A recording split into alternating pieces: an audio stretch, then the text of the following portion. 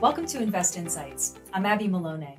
I'm joined today by Jonathan Weinhagen, the President and CEO of the Minneapolis Regional Chamber. Jonathan, thank you so much for being here today. Abby, thanks for having me. Great to be here.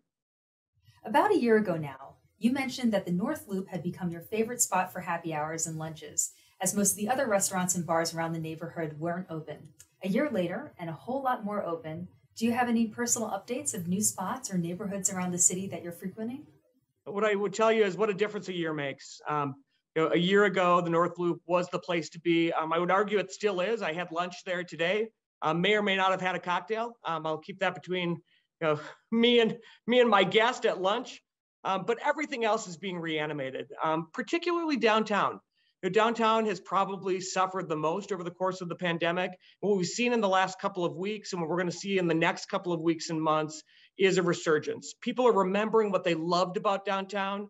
Restaurants that have been closed for 2 years are reopening. Restaurants that went out are being repopulated with new brands and new reimagined spaces and tastes and flavors. So we're just really excited about where things are going, particularly downtown. Minneapolis is known for its Fortune 500 headquarters and its strong education sector. How do these solid market fundamentals help to foster a sense of creative thinking and innovation when it comes to new businesses in the region, whether it be products and services or new concepts or business models entirely? We are absolutely a headquarters community. I can't look at a set of talking points that doesn't have highest per capita Fortune 500 in the U.S. It's kind of one of the things that we're known for. What I would tell you is you use the word solid, and that's exactly the case.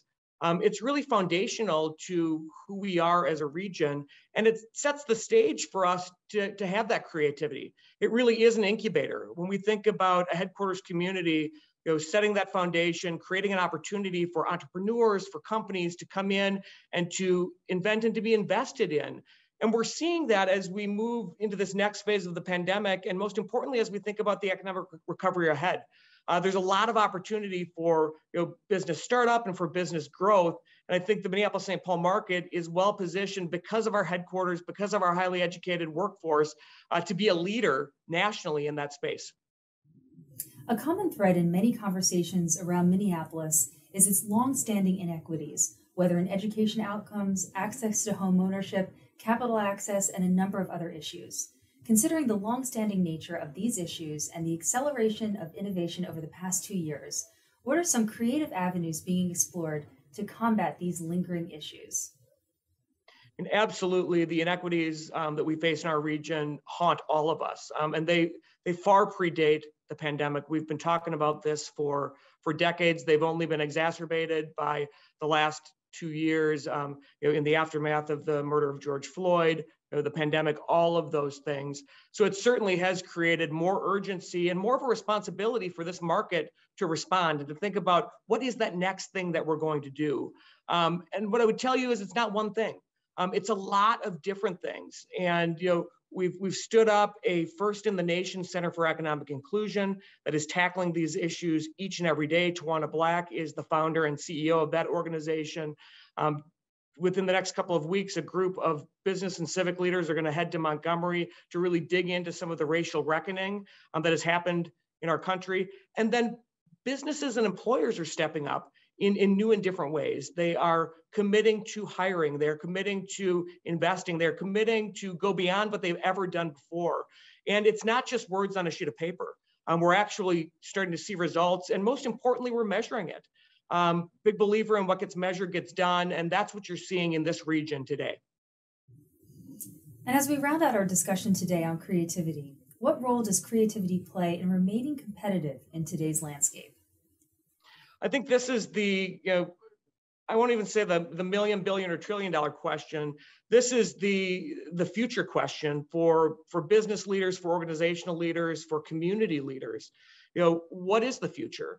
There's an old adage that what's old is new again. I don't buy it. I think what's old is still old, and what's new is what's next. And that's going to be the future. As we think about leading into a post-pandemic world, we have an opportunity to hit reset. We have an opportunity to think about things completely differently. I lead an organization that's 140 years old in an industry that's over 200 years old. we're thinking about everything differently. If we walk into a meeting and we're not asking the question, what can we do different today than we did yesterday or the day before, we're doing it wrong. And I think you're hearing and seeing and feeling that. We're breaking systems. And back to the earlier question about inequities, that's what it's going to take. For us to emerge, for us to continue to prosper as an organization, as a region, we have to think differently. We have to think creatively, and that's going to be the future. And the organizations and regions that do that well are going to be the organizations and regions that prosper. I like what you said. What's old is old, but what's new is next. Those are words to live by and something that our organization is living every single day. Well, thank you very much, John. Happy to join you. Great talking to you. Well, that was Jonathan Weinhagen, the President and CEO of Minneapolis Regional Chamber. If you enjoyed this video, don't forget to like and subscribe to our channel to hear more CEOs and thought leaders share their opinions and advice on the current business climate. Until next time, I'm Abby Malone, and this has been Invest Insights. Thank you for tuning in.